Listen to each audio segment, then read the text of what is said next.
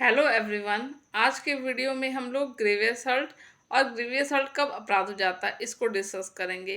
पिछली वीडियो में हमने वॉलंटरली सिंपल हर्ट को देखा था, जिसमें कि चोट लगी थी, हाथापाई हुई थी, और यहाँ पर उसी का उग्र रूप हो जाता है जब हाथ पैर भी टूट जाता है।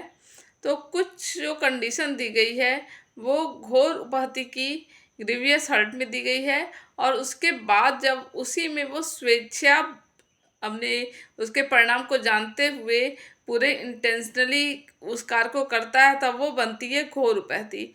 तो यहाँ पर ये किस सेक्शन में पहले तो दिया गया है घोर उपहति, ये जानना जरूरी है। घोर उपहति दिया है 116 में, और उसमें कुल 8 कंडीशन दी गई है जबकि ये घोर उपहति होती है। तो एक होता है इमेस्कुलेशन, पुस्तव्य हरण, फिर है दोनों में से किसी भी नेत्र की दृष्टि का स्थायी क्षति, दोनों में से किसी भी कान की श्रवण शक्ति की स्थायी क्षति हो जाती है। उसके बाद फोर्थ कंडीशन, किसी अंग या जोड़ का विच्छेद हो जाता है, किसी भी अंग या जोड़ की शक्ति का स्थायी नाश या ह्रास हो जाता है, सिर या चेहरे का विद्रुपीकरण हो जाता है, अस्थि या दांत का भंग या विसंधान हो जाता है, या कोई ऐसी उपहति कारित कर दी जाती है कि जीवन संकटापन्न हो जाता है, या फिर वो व्यक्ति जिसको ऐसी क्षति कारित की गई है वो 15 दिन तक अपना मामूली कामकाज करने में असमर्थ होता है। तो ये कुल 8 कंडीशन है जो घोर उपहति है। तो इसको पहले बता दिया गया है 116 BNS में।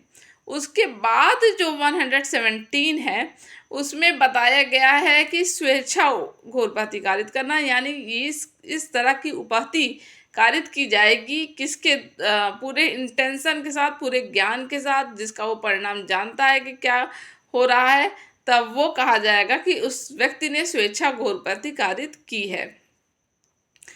अब यदि वो व्यक्ति जिसने स्वेच्छा घोर उपहति कारित कर रहा है वो जैसे किसी का चेहरा विद्रूपित करने के लिए कर रहा है, उसके एक्ट से वो चेहरा तो विद्रूपित नहीं हो पा रहा है, उसका चेहरा नहीं खराब हो पा रहा है, लेकिन कोई और उपहति कारित हो जा रही है, तो भी उसको ये नहीं कहा जाएगा तुमने ये कार्य कर रहा था, हो कुछ और गया, वो मामूली कामकाज भी अपना नहीं कर पा रहा है 15 डेज से ज़्यादा दिन तक, तो तब भी उसको स्वेच्छा घोर उपहति के में ही वो आएगा। उसके बाद आगे चलते हैं और इसमें दंड क्या है और दंड की क्या व्यवस्था है उसको देखेंगे। तो 117 के सब क्लास 2 में इस तरह के तो जो उपहति कारित करता है उसमें किसी भी भांति के कारावास से जो 7 वर्ष तक का हो सकेगा दंडनीय होगा, और जुर्माने से प्लस जुर्माने से भी दंडनीय होगा। और ये अपराध कैसा है, इसमें सुलह समझौता हो सकता है, ये कंपाउंडेबल ऑफेंस होता है। 117 सब क्लास 2 जब इतने तक ही है तभी वो कंपाउंडेबल होता है। उसके बाद नेक्स्ट, अब इससे ज़्यादा हम उसको ऐसा मारे हैं कि परमानेंट उसको कोई डिसेबिलिटी हो गई है। अभी तक तो तब तक उसको कंपाउंडेबल ऑफेंस बनाया गया जब तक कि वो कुछ दिन तक उसका फ्रैक्चर हुआ, कुछ दिन वो स्थायी अपना कामकाज नहीं कर पा रहा है, इस तरह का हुआ।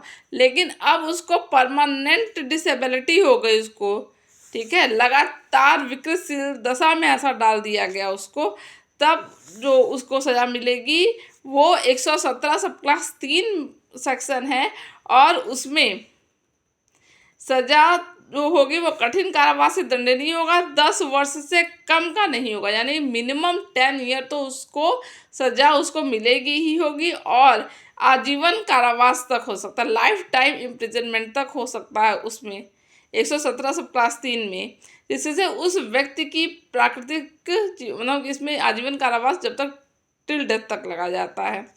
और ये कैसा ऑफेंस है, ये एक कॉग्निजेबल ऑफेंस है और नॉन बेलेबल ऑफेंस है, और ये ट्रायल बाय सेशन कोर्ट है इस तरह का। और इसके पहले जो हमने देखा था उपहति कारित करता है वो जिसमें 7 साल की तक की सज़ा थी, वो भी है तो कॉग्निजेबल ऑफेंस, लेकिन वो बेलेबल है और वो किसी भी मजिस्ट्रेट द्वारा ट्रायबल है, और ये कंपाउंडेबल था। लेकिन इस तरह का जो परमानेंट डिसेबिलिटी हो जाती है और 117 सब क्लास 3 में आता है, वो कंपाउंडेबल ऑफेंस नहीं होता है और वो नॉन बेलेबल ऑफेंस होता है, यानी इसमें गिरफ्तारी की जा सकती है। उसके बाद ये नया सब क्लास जो जुड़ा है 117 सब क्लास 4, ये हमारे आईपीसी में इस तरह की व्यवस्था नहीं थी।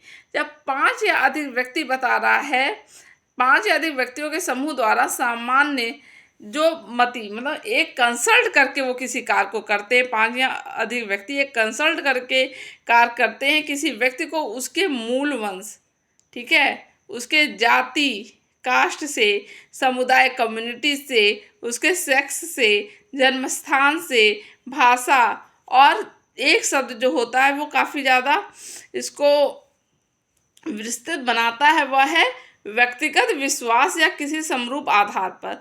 व्यक्तिगत विश्वास पर विश्वास रखे हुए व्यक्ति ऐसा कार्य करते हैं। व्यक्तिगत विश्वास तो ये ब्रॉड सेंस में है। व्यक्तिगत विश्वास या किसी अन्य समरूप आधार पर घोर प्रतिकारित करता है, तब भी ये सेक्शन लगेगा कि उसने इस तरह की स्वेच्छा घोर प्रतिकारित की है जो 117 सब क्लास 4 में आती है। और सबसे महत्वपूर्ण इसमें बात है, ये कॉग्निजेबल ऑफेंस के साथ साथ नॉन बेलेबल भी है, ठीक है। यदि वो 117 सब क्लास 2 में आता तो वो बेलेबल ऑफेंस हो जाता, उसमें गिरफ्तारी इस तरह पुलिस नहीं कर सकती थी। लेकिन 117 सब क्लास 4 में यदि 5 ऐसे व्यक्ति मिलकर इस तरह उसको स्वेच्छा घोर प्रतिकारित करते हैं तो इसको 117 सब क्लास 4 में लाकर उसको गिरफ्तार भी किया जा सकता है। पहले तो हम कहते थे कि हाँ हम 325 लगा है आईपीसी में, गिरफ्तारी नहीं हो रही है, 7 साल से कम वो बेलेबल ऑफेंस है।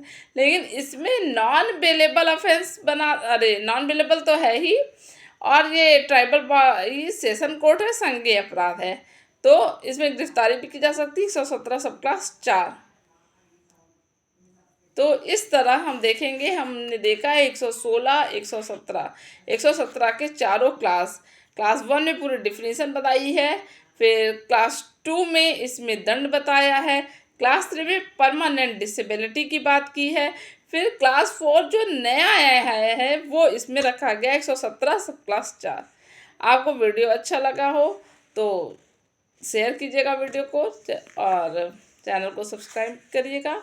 मिलते हैं नेक्स्ट वीडियो के साथ, जो कि उसके बाद इसी को हम चलाएंगे आगे 118, 119, जब खतरनाक आयुध 118 में खतरनाक आयुध के साथ कोई घोर प्रतिकारित करता है, यानी कि उसका ऐसी दशा कारित कर देता है, कोई काटने जैसी चीज़, कोई जैसे भोंकने जैसी चीज़ भोंक देता है, काट देता है, इस तरह का कोई सामान लेकर, वेपन्स लेकर कोई ऐसा कार्य करता है, तब वो 118 में आएगा।